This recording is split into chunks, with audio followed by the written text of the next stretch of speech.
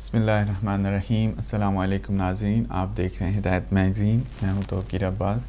ناظرین، آج کے اس پروگرام میں ہم یمن کی تازہ ترین صورتحال کے حوالے سے ڈسکس کریں گے۔ اس کے ساتھ ہم آپ کو ایک جو خبر افسوسناک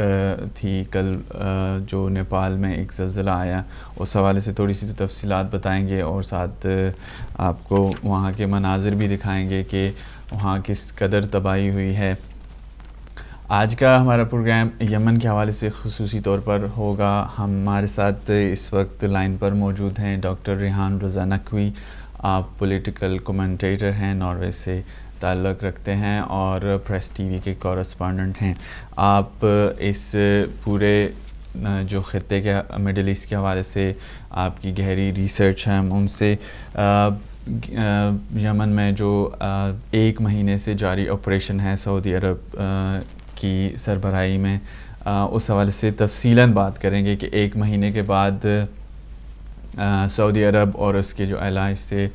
اور اس کے ساتھ امریکہ نے کیا اچیو کیا۔ اس کے ساتھ ہم نے یہ بھی دیکھا کہ چند دن پہلے سعودی عرب نے یمن میں آپریشن کو ختم کرنے کا اعلان کیا، لیکن اس کے بعد اس کو دوبارہ ایئر سٹرائکس کا سلسلہ ابھی تک بند نہیں ہوا۔ جو شروع میں نام دیا گیا تھا کہ یہ ڈیسائسو سٹورم ہے، اس کو بدل کے انہوں نے ایک ہوپ کے نام سے کہ یہ آپریشن ہوپ ہے، لیکن اسی سلسلے کو ہم دیکھیں گے کہ کتنا وہ اس آپریشن سے اپنے مقاصد کو حاصل کر پائے ہیں۔ اس کے ساتھ اگر ہم ساتھ میں دیکھیں تو القاعدہ کی جانب سے جو half of the Yemen they are grabbing, وہ کتنا کنسرننگ ہے یو ایس کے لیے، اس پر بھی ہماری بات ہوگی۔ میڈیا کے رول کے حوالے سے کہ میڈیا، مین اسٹریم میڈیا خاص طور پر، اس نے یمن کے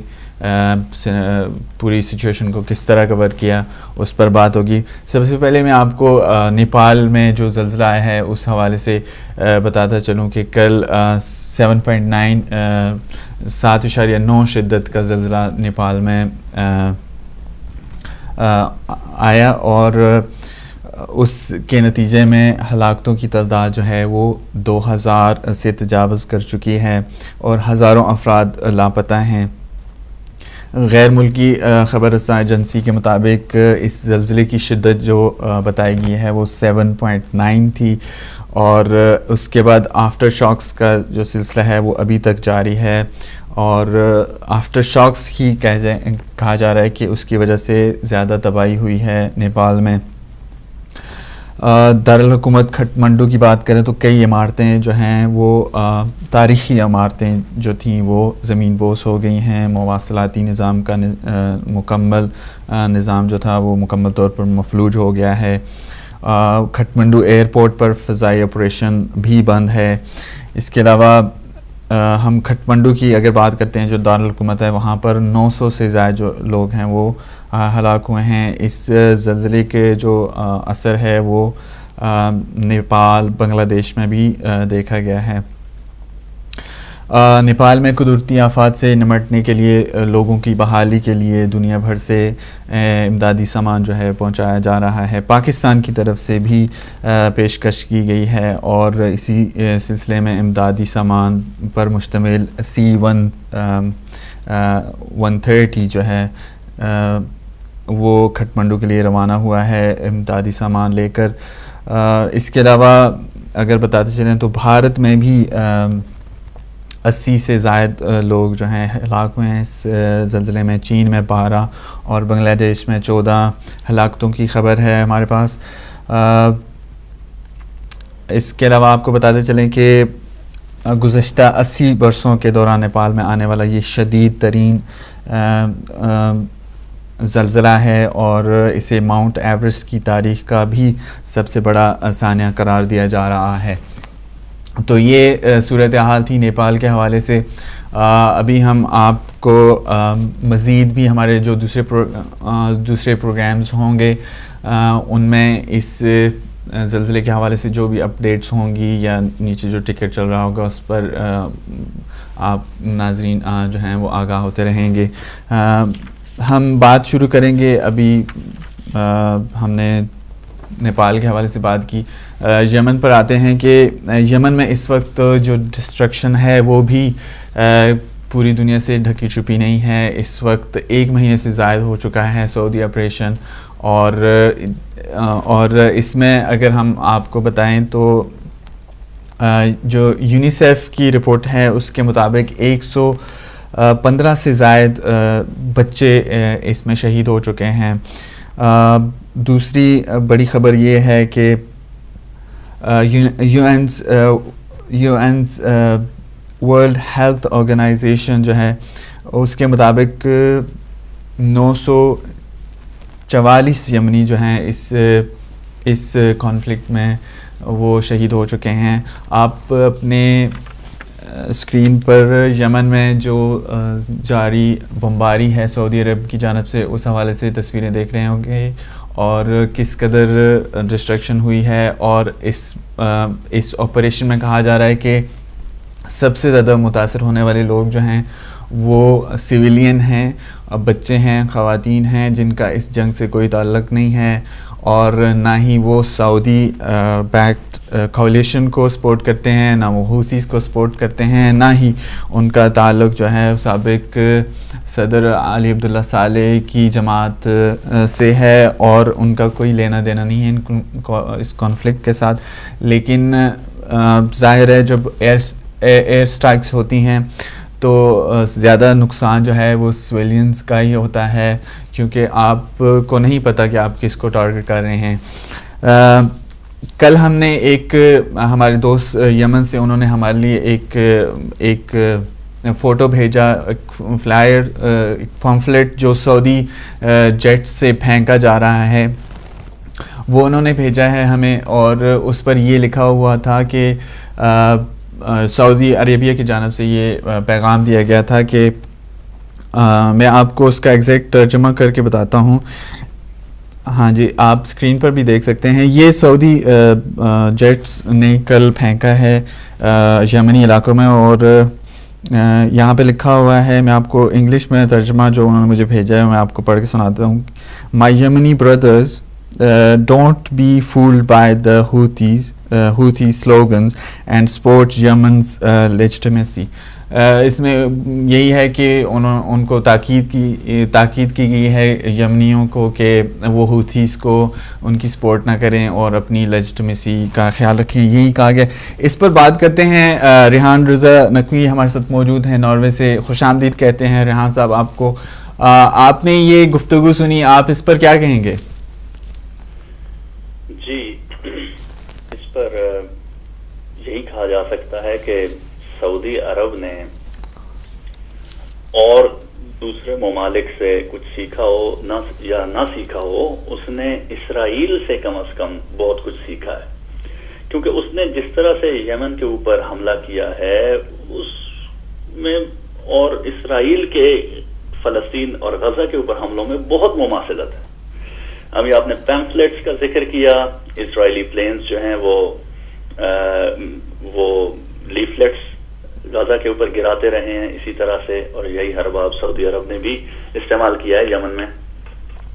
بچوں کا مارنا, عورتوں کا مارنا, سویلینز کا انفراسٹرکچر کو تباہ کرنا, اسکولوں کو, ہسپتالوں کو تباہ کرنا,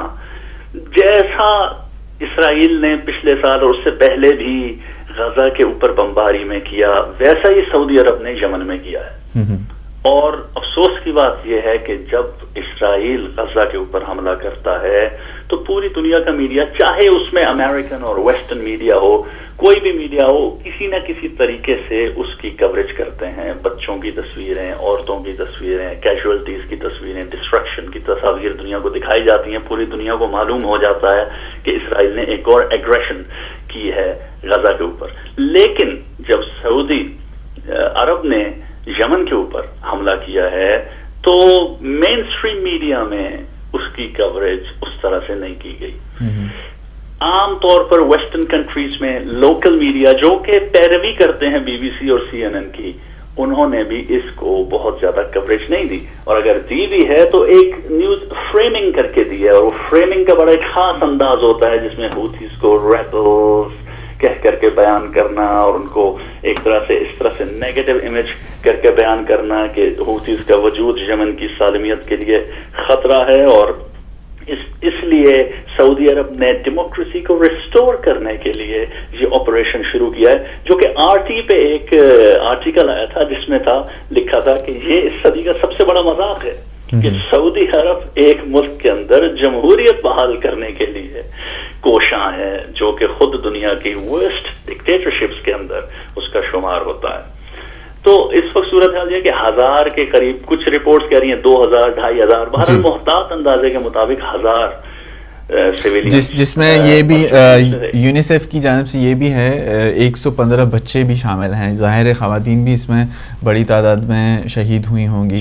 تو اس ساری میں نے 150 پڑھا ہے، 150 بچے اور 100 خواتین، یا 100 بچے 150 خواتین، اس طرح سے خبریں آ رہی ہیں۔ اور اگر آپ دیکھیے مثلا جو چینلز اس کو کور کر رہے ہیں، مثلا المسیرہ ٹی وی ہے، المسیرہ کی آپ کوریج دیکھیے تو اس میں وہ ساری ڈیوسٹیشن کو دکھایا جاتا ہے، اور وہ انسان دیکھ نہیں سکتا جس طرح سے جلے ہوئے اجسام اور ٹوٹے پھوٹے مکانات، ہسپتال، کم از کم 4 ہسپتالوں کو تباہ کیا ہے سعودی ایئر ریڈز نے۔ لیکن افسوس، اچھا ڈاکٹر صاحب، ہماری بات ہو رہی تھی کچھ دن پہلے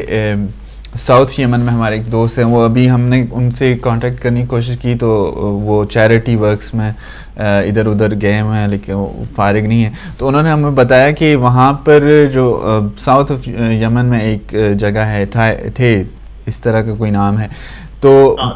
ہاں وہ بتا رہے تھے کہ وہاں پہ سعودی بمباری کر رہے ہیں، حالانکہ وہاں تو حوثیز کی اتنی تعداد نہیں ہے۔ اور انہوں نے مجھے ایک ویڈیو بھی بنا کے بھیجی تھی، وہ کہہ رہے تھے کہ میرے گھر سے تقریباً 10 سے 15 گھر چھوڑ کے وہاں پر ایک اسٹیڈیم تھا، اس کو نشانہ بنانا تھا انہوں نے، لیکن وہ غلط ہو گیا اسٹرائک، اور وہ کسی گھر پہ لگی، اور وہاں پر 5-6 بچے اور اسی طرح 1-2 عورتیں وہ شہید ہو گئیں۔ تو اس طرح کی سچویشن ہے۔ مطلب آپ اگر دیکھتے ہیں تو آپ اس کو کیا نام دیں گے کہ ایک طرف انہوں نے بند کر دیا آپریشن، جس کو انہوں نے ڈیسائسو اسٹارم دیا تھا، پھر ایک اور نام دیا ریسٹور ہوپ کے نام سے، تو یہ کیا چینجنگ تھی؟ حالانکہ ہم نے دیکھا کہ کوئی چینج تو ہوا نہیں ہے، ایئر اسٹرائکس تو جاری ہیں وہاں پہ۔ جناب، ریسٹورنگ ہوپ، کس ہوپ کو ریسٹور کرنا چاہتے ہیں آپ؟ ہیں کون جو کسی چیز کو آپ ریسٹور کریں گے یمن کے اندر؟ یہ تو صرف نام بدلا گیا ہے، اور یہ ایک طرح سے دھوکہ دینے کے لیے انٹرنیشنل کمیونٹی کو وہ نام بدلا گیا ہے، باقی کام تو وہی ہو رہا ہے۔ اس وقت جس وقت انہوں نے اعلان کیا تھا کہ ہم آج رات 12 بجے ایئر اسٹرائکس کو بند کر دیں گے، اس اعلان سے لے کر کے مڈ نائٹ کے درمیان شدید بمباری، اور یہ ہمارے دوست جو کولیگ بھی ہیں یوسف ماوری صاحب جو کہ جرنلسٹ ہیں سنا میں، انہوں نے اپڈیٹ کیا تھا ہمیں، تو اس سے لگ رہا تھا کہ یہ چاہ رہے ہیں کہ اگر مڈ نائٹ پر کیمپین ختم ہو بھی جائے تو اس سے پہلے جتنا نقصان کر سکتے ہیں کر لیں، لیکن اس کے بعد بھی انہوں نے جاری رکھا، اور آج بھی حملہ کیا انہوں نے، اور وہ مستقل حملے کر رہے ہیں۔ اور ساؤتھ میں اس لیے وہ حملہ کر رہے ہیں کہ وہاں پر حوثیز کی بہت زیادہ پریزنس نہیں ہے، لیکن ساؤتھ میں القاعدہ کی پریزنس ہے۔ اچھا، وہ القاعدہ کو تو وہ ٹارگٹ نہیں کر رہے، یہ بھی ایک عجیب سی، القاعدہ کو ٹارگٹ نہیں کر رہے، لیکن وہ حوثیز کو ٹارگٹ کر رہے ہیں، وہ حوثیز جو ساؤتھ میں القاعدہ سے لڑ رہے ہیں۔ اچھا، تو یعنی یہ القاعدہ کی معاونت کر رہے ہیں اس اگر کو، یہ ایک بہت ہی بڑا پیراڈاکس ہے سعودی پالیسی میں، اور یہ ایک بہت ہی عاقبت نا اندیشی ہے ان کی۔ پہلے ان کے داعش کے، القاعدہ کے اور ہر ٹیررسٹ گروپ کے ڈانڈے جا کے سعودی عرب سے ملتے ہیں، فکری طور پر، نظریاتی طور پر، اور فائنینشیل سپورٹ کے حوالے سے بھی۔ اب یہ سب کو پتا ہے کہ القاعدہ اور داعش اور اس قسم کی تنظیمیں بنیادی طور پر سعودی مونارکی، بادشاہت کے بھی خلاف ہیں، ان کا جو ایک اپنا نظریہ ہے خلافت کا، لیکن چونکہ وہ دشمن کا دشمن دوست ہے، اور چونکہ وہ سنی مسلمز کے خلاف اور ماڈریٹ مسلمز کے خلاف اور شیعہ مسلمز کے خلاف لڑتے ہیں، اور کسی ملک کو ڈی اسٹیبلائز کرنے میں ایک اہم کردار ادا کر سکتے ہیں، تو سعودی عرب ان کو سپورٹ کرتا ہے۔ اب وہ چونکہ حوثیز کے خلاف لڑ رہے ہیں تو وہ چاہتے ہیں کہ ہوتیز ہمارے دشمن ہیں سعودیہ کے، تو اس حوالے سے ہوتیز کے اوپر حملہ کیا جائے، چاہے اس کے نتیجے میں القاعدہ ہی اسٹرانگ کیوں نہ ہو جائے، اور یہ بیک فائر کرے گا، یہ ایک بومرینگ ایفیکٹ ہوگا جو کہ سعودی عربیہ کے اپنے گلے پڑ جائے گا۔ اچھا، ایک چیز اگر میں آپ سے پوچھوں سمپل سی، تو آپ یمن کانفلکٹ کو کیسے ایکسپلین کیسے کریں گے؟ مجھے تو آج تک سمجھ نہیں آ رہی کہ کیسے ایکسپلین کریں۔ جی، یمن کانفلکٹ یہ اصل میں کافی کم از کم ایک اشرے سے ابل رہا تھا، کم از کم پچھلے 6-7 سال سے تو یہ ابل رہا تھا اندر ہی اندر، لیکن دنیا میں اس کی خبر نہیں آ رہی تھی۔ پھر وہ ایک دم سے آتش فشاں کی طرح پھٹ پڑا، ایرپشن ہوئی، تو پھر ایک دم سے خبر آ گئی۔ لیکن ایک اکثر کانفلکٹس کی طرح یہ بھی ایک کمپلیکیٹڈ کانفلکٹ ہے، اور دلچسپ بات یہ ہے کہ ایک طرف سعودی عرب اور دوسری طرف ایران، یہ سمجھا جا رہا ہے کہ یہ ان کی پراکسی وار ہے، جس پر ہم پچھلے پروگرام میں بات بھی کر چکے ہیں کہ یہ ایک پراکسی وار نہیں ہے۔ بہرحال یہ کہہ لیجئے کہ وہ لوگ جو ہوتیز کو مورل سپورٹ دیتے ہیں اور وہ لوگ جو ہوتیز کے دشمن ہیں، وہ دونوں کہہ رہے ہیں کہ یہ ایک سیکٹیرین وار نہیں ہے۔ سعودی عرب بھی یہی کہہ رہا ہے کہ یہ سیکٹیرین وار نہیں ہے، ایران بھی کہہ رہا ہے کہ یہ سیکٹیرین وار نہیں ہے، سلفیز بھی کہہ رہے ہیں کہ سیکٹیرین وار نہیں ہے، ماڈریٹ مسلمز، زیدیز، شیعہ، سنیز، وہ سب بھی کہہ رہے ہیں کہ یہ سیکٹیرین وار نہیں ہے۔ تو پھر ہے کیا؟ تو اس سے ثابت یہ ہوتا ہے کہ یہ ایک سیاسی جنگ ہے، یہ ایک، جیسے میں نے پچھلی بار بھی عرض کیا تھا، یہ ایک اینٹی امپیریلزم موومنٹ ہے ہوتیز کی، جس کو دبایا جا رہا ہے کہ اگر سعودی عرب کے بارڈر پر ہوتیز اس بات میں کامیاب ہو جاتے ہیں کہ وہ ایک ڈیموکریٹک پروگریسو گورنمنٹ یمن میں قائم کرنے میں کامیاب ہو جاتے ہیں، جو کہ سعودی عرب کی ہیگمنی کو، اس کی استکباریت کو قبول نہیں کرے گی، تو اس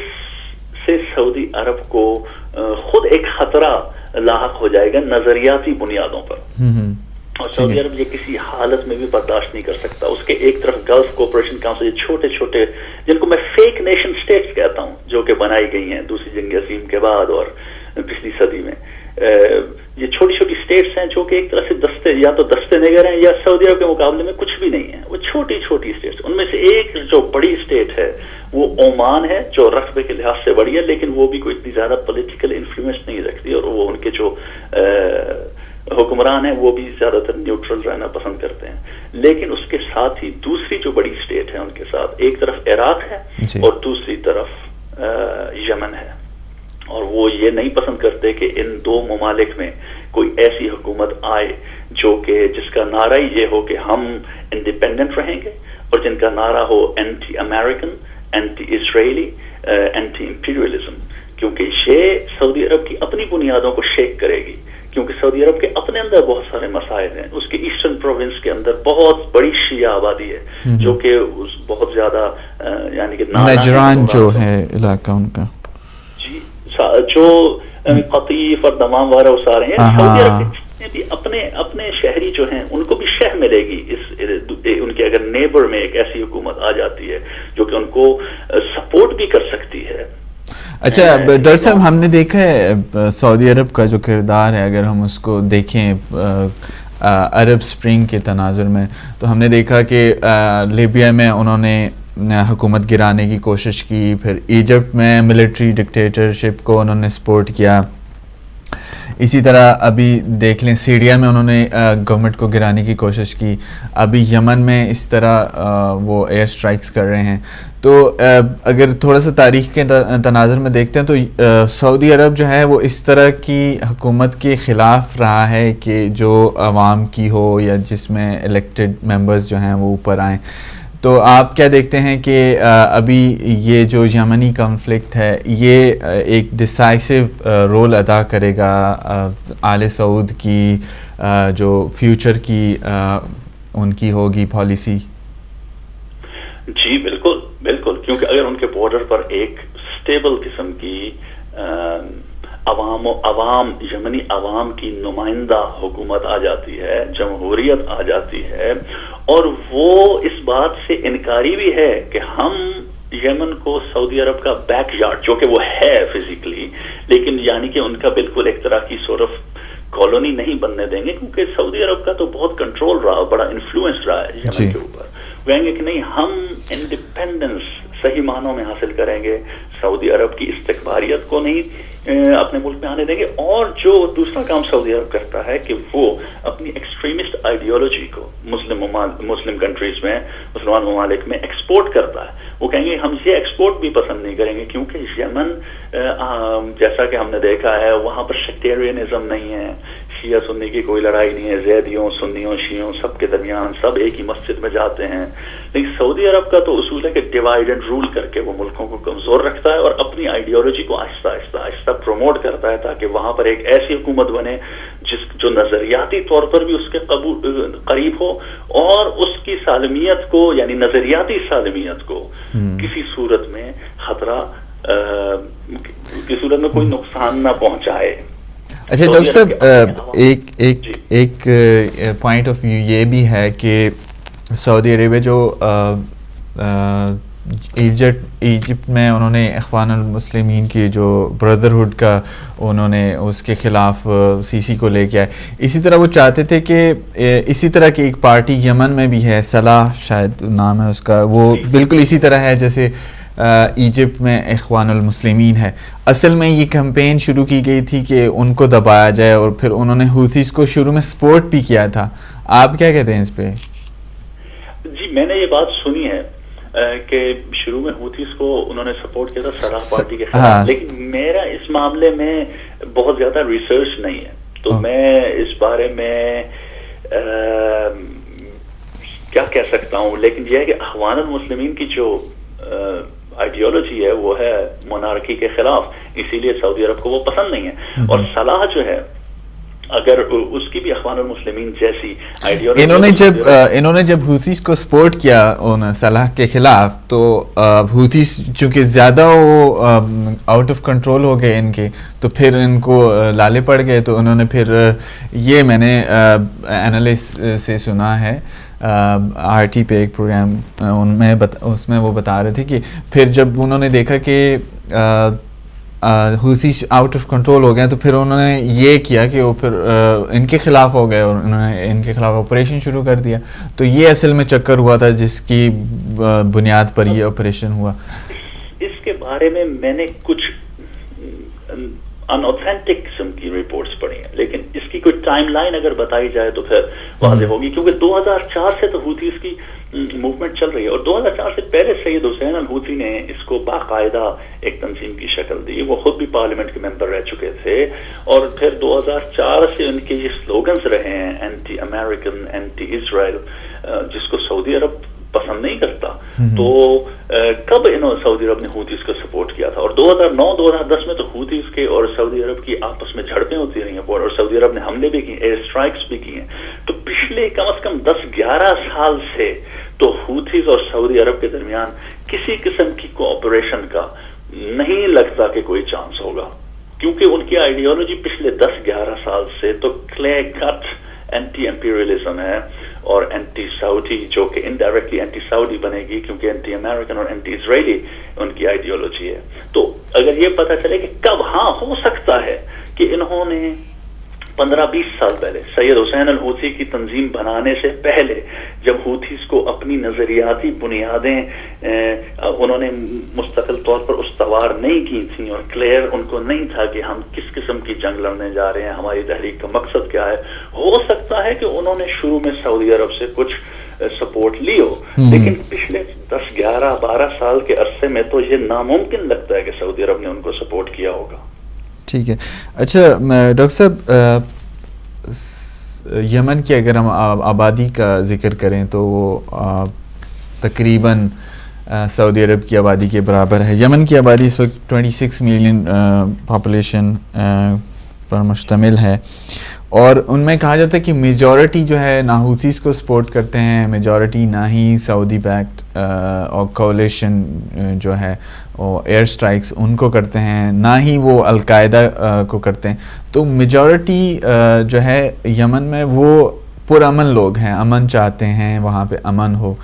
تو ان کا کیا قصور ہے کہ ان پر بمباری کی جائے, ان کے انسٹیٹیوشنز کو ڈسٹرائے کیا جائے, اسٹیڈیمز پر حملہ کیا جائے؟ آپ نہیں سمجھتے کہ یہ یمن کی جو آنے والی جنریشن ہے یہ اس کے خلاف حملہ ہے؟ جی بالکل آپ نے بڑا صحیح کہا، لیکن یہاں پر میں تھوڑا سا کلیریفائی کرتا چلوں. آپ نے کہا کہ میجورٹی پرامن لوگ ہیں اور وہ فلاں فلاں فلاں کو سپورٹ نہیں کرتے. اس سے لگتا ہے کہ وہ جن کے آپ نے نام لیے ہیں وہ پرامن نہیں ہیں.